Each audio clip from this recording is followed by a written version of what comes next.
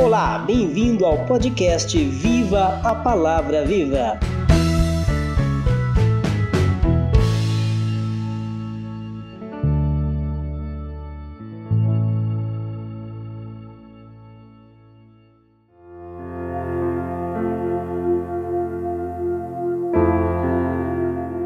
Olá, queridos ouvintes do podcast Viva a Palavra Viva.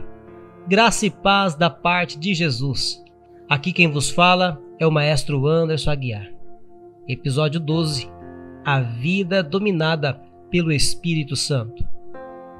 Amigos e amigas, irmãos e irmãs em Cristo, hoje eu vou ler o capítulo 8 da carta aos Romanos, escrito pelo apóstolo Paulo na leitura diária da Palavra de Deus. A versão Nova Tradução da Linguagem de hoje. Vocês sabiam que a carta de Paulo aos Romanos levou cristãos famosos como Agostinho e Lutero à conversão? Pois é, realmente a Bíblia é inspirada pelo Espírito Santo e tem poder para nos levar ao arrependimento. Sabemos que a fé em Deus vem pelo ouvir e ouvir a palavra de Deus. Glórias ao Deus Trino. Muito bem. Nesse momento, você pode acompanhar a leitura comigo, se desejar. Agora, já não existe nenhuma condenação para as pessoas que estão unidas com Cristo Jesus, pois a lei do Espírito de Deus, que nos trouxe vida por estarmos unidos com Cristo Jesus, livrou você da lei do pecado e da morte. Deus fez o que a lei não pôde fazer, porque a natureza humana era fraca. Deus condenou o pecado na natureza humana, enviando o seu próprio Filho, que veio na forma da nossa natureza pecaminosa, a fim de acabar com o pecado.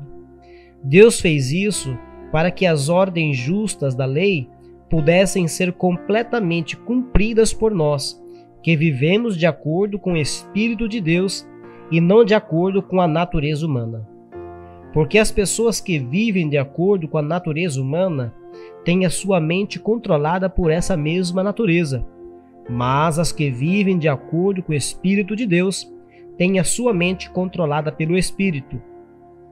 As pessoas que têm a mente controlada pela natureza humana acabarão morrendo espiritualmente, mas as que têm a mente controlada pelo Espírito de Deus terão a vida eterna e a paz. Por isso, as pessoas que têm a mente controlada pela natureza humana se tornam inimigas de Deus, pois não obedecem à lei de Deus e, de fato, não podem obedecer a ela. As pessoas que vivem de acordo com a sua natureza humana não podem agradar a Deus. Vocês, porém, não vivem como manda a natureza humana, mas como o Espírito de Deus quer. Se é que o Espírito de Deus vive realmente em vocês. Quem não tem o Espírito de Cristo não pertence a Ele. Mas se Cristo vive em vocês, então, embora o corpo de vocês vá morrer por causa do pecado, o Espírito de Deus é vida para vocês porque vocês foram aceitos por Deus. Se em vocês vive o Espírito daquele que ressuscitou Jesus, então aquele que ressuscitou Jesus Cristo dará também vida ao corpo mortal de vocês, por meio do seu Espírito que vive em vocês. Portanto, meus irmãos, nós temos uma obrigação, que é a de não vivermos de acordo com a nossa natureza humana. Porque se vocês viverem de acordo com a natureza humana, vocês morrerão espiritualmente. Mas, se pelo Espírito de Deus vocês matarem as suas ações pecaminosas, vocês viverão espiritualmente. Pois aqueles que são guiados pelo Espírito de Deus são filhos de Deus. Porque o Espírito que vocês receberam de Deus não torna vocês escravos e não faz com que tenham medo. Pelo contrário, o Espírito torna vocês filhos de Deus. E pelo poder do Espírito dizemos com fervor a Deus: Pai, meu Pai. O Espírito de Deus se une com o nosso espírito para afirmar que somos filhos de Deus. Nós somos seus filhos e por isso receberemos as bênçãos que Ele guarda para o seu povo. e também receberemos com Cristo aquilo que Deus tem guardado para Ele. Porque se tomamos parte nos sofrimentos de Cristo, também tomaremos parte na sua glória. Eu penso que o que sofremos durante a nossa vida não pode ser comparado de modo nenhum com a glória que nos será revelada no futuro.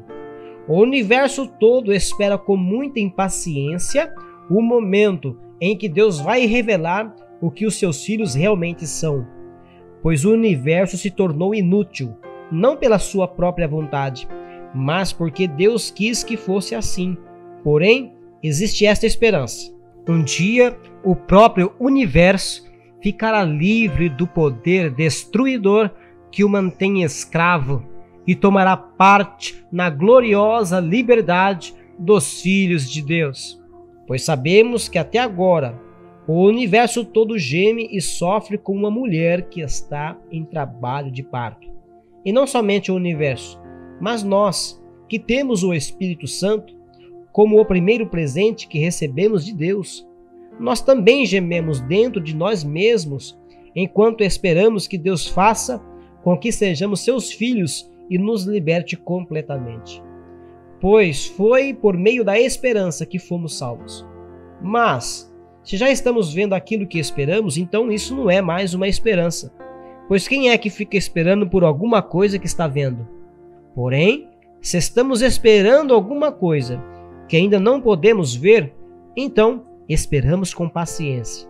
Assim também, o Espírito de Deus vem nos ajudar na nossa fraqueza, pois não sabemos como devemos orar, mas o Espírito de Deus, com gemidos que não podem ser explicados por palavras, pede a Deus em nosso favor.